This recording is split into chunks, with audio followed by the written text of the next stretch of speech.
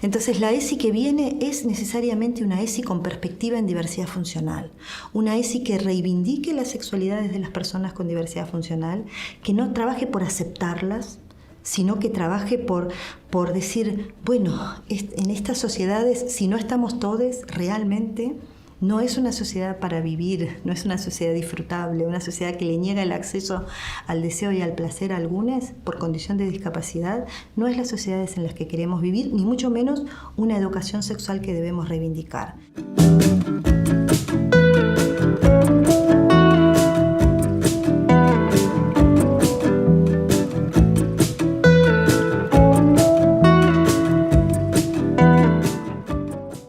Por curiosidad, vos que sos considerada una especialista en este tema, ¿cuáles son las consultas más habituales que vos recibís? O sea, ¿quiénes? O sea, me imagino que las personas o sus familias, también que puedas decir quiénes, pero recurren a vos suponiendo que vas a poder ayudarles en qué exactamente. Yo creo que la mayor inquietud es la pregunta por la que muchas familias, sobre todo, debo decir esto, porque la consulta llega de las familias, de algunos profesionales bien intencionados, pero muy escasamente de las propias personas con diversidad funcional. Ahí ya tenemos una intermediación que dificulta, ¿no?, la consulta en primera persona, pero esto habla no de la dificultad de las personas por expresar sus deseos, necesidades, anhelos en relación a sus sexualidades, sino la falta de accesos, la falta de lugares, lo que vos decías antes, ¿y dónde voy? Esta es la pregunta, ¿no? De familias que vienen de 20, 30 años, de no saber a dónde ir, a quién preguntarle, y sin embargo han estado rodeadas gran parte de su vida de profesionales de todas las áreas. En personas con autismo lo vemos claramente, es decir, personas que han estado, me permitirás decirlo en este tono, sobreterapizadas. Sin embargo, ninguna de esas terapias, ninguno de esos acompañamientos incluyó la sexualidad, aún a sabiendas de que la sexualidad estaba ahí. Porque esto es lo más inquietante de la sexualidad, es la obviedad. Es decir, todos sabemos que tienen sexualidad, que son sexuales, pero nos empeñamos, ¿no? Ponemos toda nuestra energía en hacer como que no los vemos, como que puede esperar, como que todavía no, como que ya vendrá otro al que le toque el tema, ¿no? Y bueno, y esta es una papa caliente, vamos a decirlo así, que nos vamos pasando a todo y hoy nos quema a muchos de nosotros, por empezar a las propias personas con diversidad funcional, que ya no están ni tan dispuestas a aceptar esta sacralización de sus sexualidades que les hemos impuesto, ¿no? Entonces las consultas tienen que ver más, te diría, que vienen con una formulación inicial, pero después ya no es solo buscar una respuesta. Es un lugar que aloje preguntas. Es alguien que te pueda escuchar sin juzgarte. Es ese lugar donde puedas decir todos tus temores, todas tus angustias, todos tus dolores, pero también tus alegrías, tus proyectos, tus sentimientos. Y después, a partir de ahí, en un lugar de confianza, de empatía, de respeto, empezar a pensar temas que vienen pendientes de hace muchos años, ¿no? Y hoy tenemos, bueno, una de las principales consultas que te diría que es a veces el problema y no la solución. Una de las mayores consultas en relación a adolescentes o adultos con diversidad funcional, varones, a los que se presume heterosexuales, es la formulación es así: ¿dónde lo llevo? Y esto tiene que ver con una figura que se llama asistente sexual, ¿no? Pero claro, ¿cómo pensar en una asistencia sexual si antes la sexualidad estuvo ausente? Entonces, ¿cómo pasan estas familias del 0 al 1000? Nada, asistencia sexual, ¿no? Y una gran incógnita, ¿qué es esto? ¿Otra nueva terapia? ¿Dónde están? ¿A quién le pido? Bueno, insisto, el problema hoy es la franca incomunicación. Tantos años de silencio, hoy, están en nuestros consultorios, en nuestras escuelas, en nosotros, que a veces decimos, tengo que darle la respuesta. No sé si las familias vienen a buscar la respuesta, vienen a ser escuchadas. Las respuestas están por construirse, eso también lo creo. Silvina, me interesa mucho preguntarte, en tren de lo que estabas recién contando, ¿cuáles son los apoyos que existen en este ámbito? Bueno, es muy interesante pensar el concepto de apoyos en relación a las sexualidades, ¿no? ¿Cuáles son los apoyos, los apoyos humanos, los apoyos de todo tipo que existen, pero que sin embargo no siempre se ponen al servicio de las sexualidades, de personas con diversidad funcional, de sus familias, de los profesionales? Yo creo que los apoyos son justamente el principal apoyo que tenemos, está en el marco de los derechos sexuales, reproductivos, todo el marco de derechos. Eso también deberíamos pensarlo como un apoyo imprescindible, porque si no, superitamos la educación sexual y la vida sexual de las personas con discapacidad a nuestra opinión, ¿no? Lo que yo llamo la opino-ideología. Yo opino, a mí me parece, yo estoy de acuerdo, no estoy de acuerdo. Claramente, lo que debemos decir es, nuestra opinión es válida si está en el marco de los derechos. Si los derechos dicen lo mismo que nosotros opinamos, está muy bien. Ahora, luego lo demás, tenemos que empezar a saber y afirmar sin lugar a dudas que para no inmiscuirnos, ¿viste?, en estas eternas discusiones, lo que yo opine es importante, pero puede ser para mí. Mi representación sexual no siempre está en concordancia con la representación sexual de los demás. Entonces ahí vienen estas luchas, estas tensiones, familias, escuelas, representaciones sexuales, biografías de cada uno. Entonces me parece muy interesante esta figura de pensar las sexualidades como apoyo, y nosotros venimos pensando, por ejemplo, cuál es el rol, por ponerlo en otra figura, ¿no? Otra figura laboral, insisto con este concepto, una figura laboral como es la figura que conocemos más, como es el asistente personal, el acompañante terapéutico de personas con discapacidad, ¿no? A los que tampoco se forma en sexualidad. Entonces, claro, aquellos que acompañan diariamente a las personas con diversidad funcional no están formados para acompañarles en sus sexualidades, pese a que les acompañan en las actividades de la vida diaria. Toda actividad de la vida diaria es o tiene que ver con la sexualidad. Bueno, de esa figura del asistente personal, es decir, esa persona que acompaña a la persona con diversidad funcional en sus decisiones, es decir, quien toma las decisiones, quien decide cuándo, cómo, qué se hace, es la propia persona con discapacidad.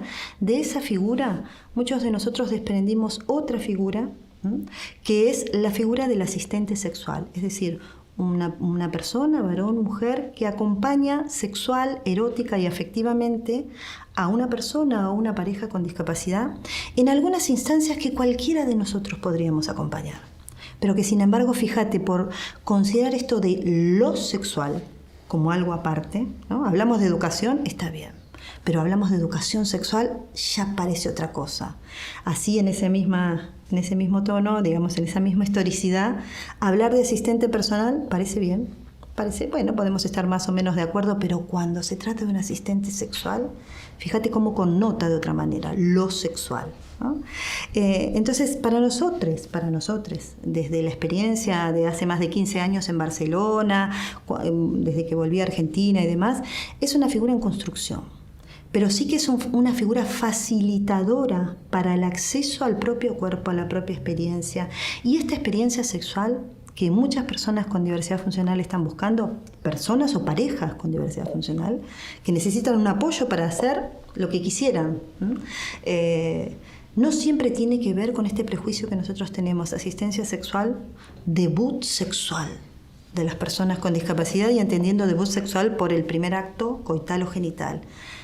Lejos, muy lejos de esto, no porque lo coital o genital tenga algo de malo, sino porque lo que creemos nosotros desde nuestros garantismos sexuales, que es la sexualidad, para muchas de estas personas es sentir la primera caricia, experienciar en qué parte del cuerpo se siente más, menos, qué les gusta, qué no les gusta, cómo se pone un preservativo, salir con alguien, que te dejen en disposición de cama cuando vas a tener un encuentro erótico o afectivo con tu pareja. Todo esto podríamos hacerlo vos y yo, si quisiéramos, y no crear una figura nueva. Sin embargo, entre no sé cuántos de nosotros, vos como psiquiatra, yo como docente de educación especial, nos pensamos en esa tarea. Entonces, lo que nosotros decimos es, si tenemos que seguir creando figuras para acompañar a algunos aspectos de las personas con discapacidad, es que muchos de nosotros no estamos en disposición. Creemos que nuestro rol llega hasta acá, ¿no? Yo hasta acá. A mí me corresponde esto.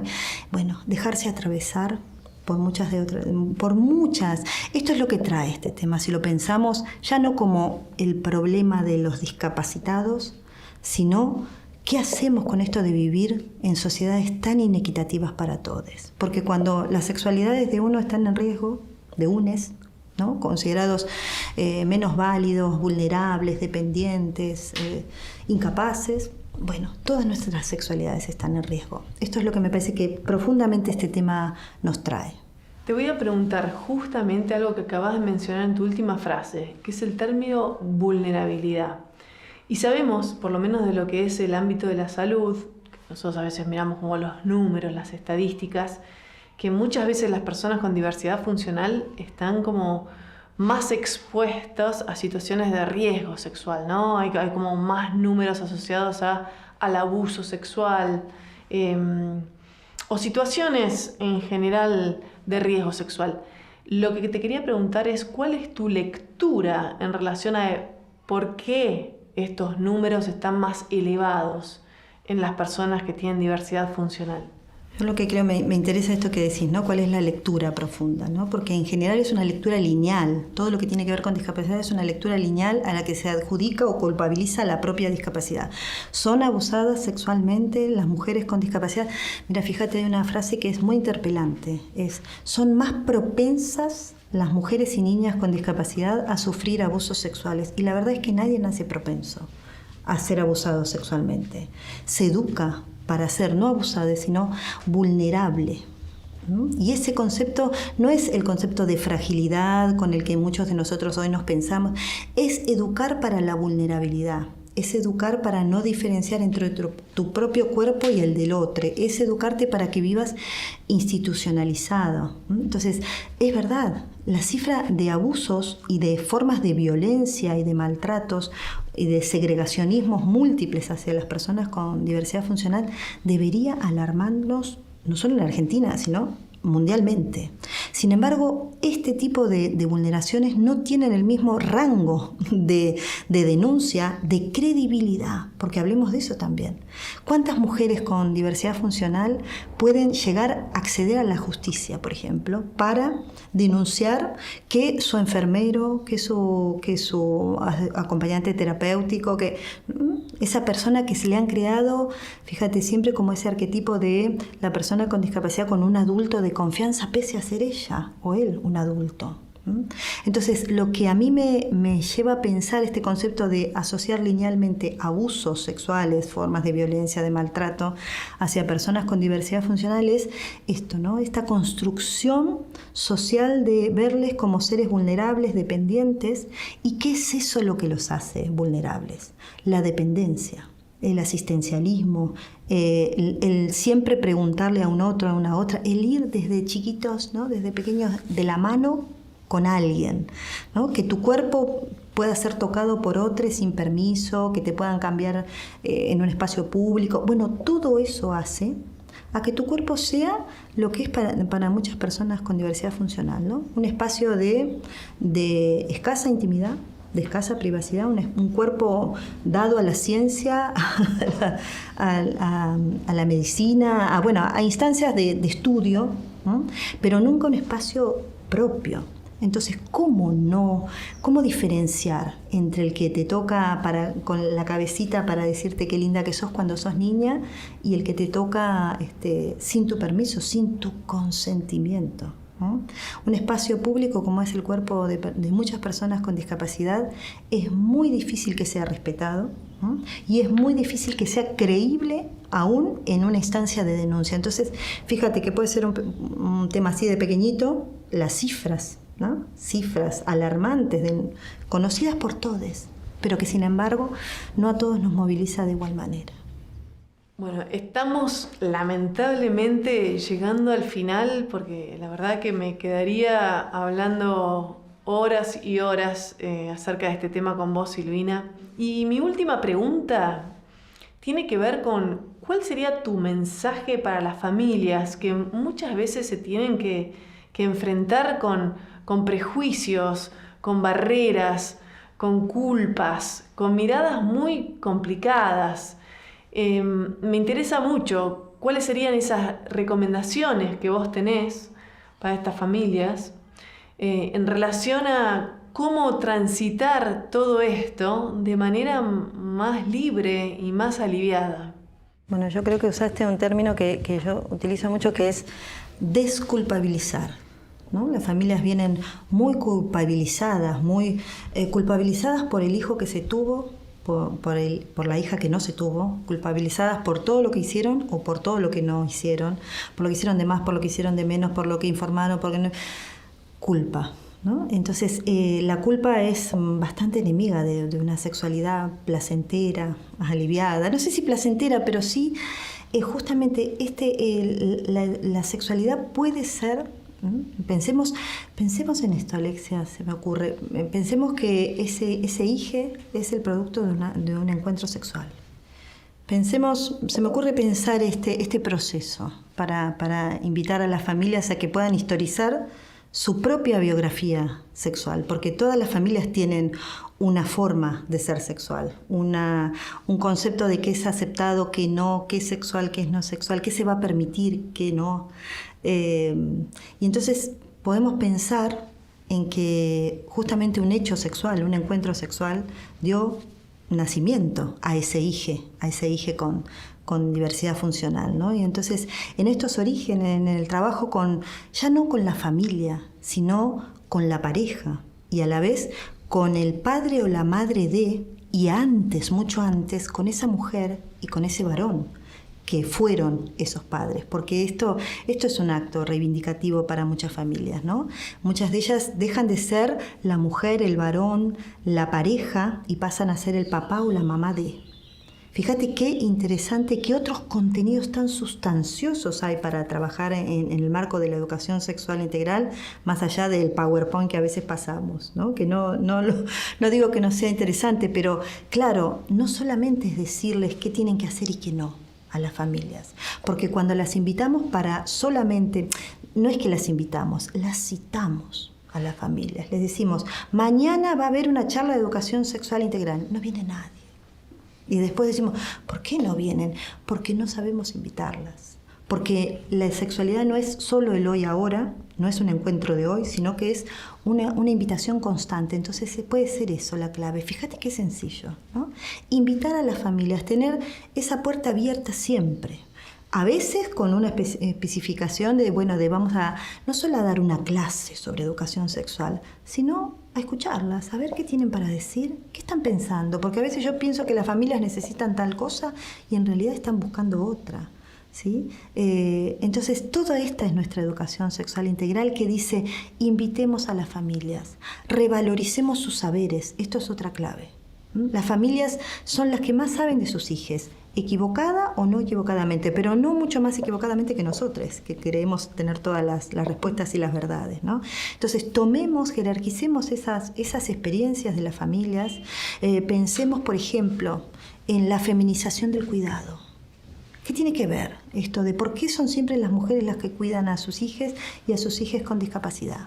¿Por qué, me pregunto, hay tantas mujeres cansadas? Porque hay tantas mujeres a las que se les impone un rol, ¿no?, de madres luchadoras 24 horas. Bueno, la ESI viene a pensar eso. Así como pensamos las sexualidades de los profesionales, también tenemos que empezar a pensar ¿y por qué dejaron de tener amigos esa pareja a partir del nacimiento de un hijo con discapacidad, por ejemplo, ¿no?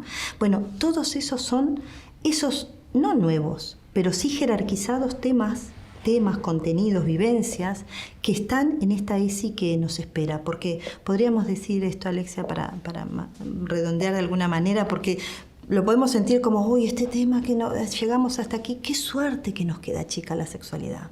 Porque antes decíamos 3 o 4 temitas, una charlita podemos dar, ¿no?, fin a este tema. No, siempre es con puntos suspensivos la sexualidad, nunca es un punto final. Entonces la ESI que viene es necesariamente una ESI con perspectiva en diversidad funcional, una ESI que reivindique las sexualidades de las personas con diversidad funcional, que no trabaje por aceptarlas, sino que trabaje por decir, bueno, en estas sociedades, si no estamos todos realmente, No es una sociedad para vivir, no es una sociedad disfrutable, una sociedad que le niega el acceso al deseo y al placer a algunos por condición de discapacidad. No es las sociedades en las que queremos vivir, ni mucho menos una educación sexual que debemos reivindicar. Entonces, nosotros decimos, hagamos el proceso inverso. Es decir, no son solo personas que tienen que aprender sobre sexualidad, son personas que tienen mucho para enseñar y que esto implica de muchos de nosotros un proceso de desaprender esas certezas que tenemos, ¿no? Desaprender, estar en disposición de aprender, es decir, lo que algunos pedagogos llaman un verdadero acto de justicia erótica, un verdadero acto de justicia pedagógica hacia las sexualidades de estos colectivos tan vulnerados y tan invisibilizados. Maravillosa frase final. La verdad que creo que nos dejás pensando, por lo menos a mí, me dejás pensando y reflexionando muy profundamente sobre muchas de las cuestiones de las que hablaste. Quería mencionar que una de las cosas que nosotros estamos proponiendo como muy fuerte desde Panacea, un poco como en contraste al término inclusión, que mucho ya no nos cierra, es el término más de la convivencia, y la convivencia en diversidad. Y creo que muchas de las cosas que dijiste durante esta hermosa conversación abrieron como muchísimas aristas para que podamos seguir como pensando también en esta convivencia en diversidad. Así que lo que quiero hacer es agradecerte profundamente, Silvina, por acompañarnos hoy y por enseñarnos tanto y por mostrarle a todas las personas que probablemente, ojalá que muchas personas vean este programa. A Silvina la pueden encontrar bastante fácilmente, es alguien muy referente, así que muchísimas gracias. Bueno, gracias por este espacio de preguntas y algunas posibles respuestas, pero sí, sigamos en esta línea de pensarnos convivientes, humanamente y sexualmente convivientes con otros. Gracias.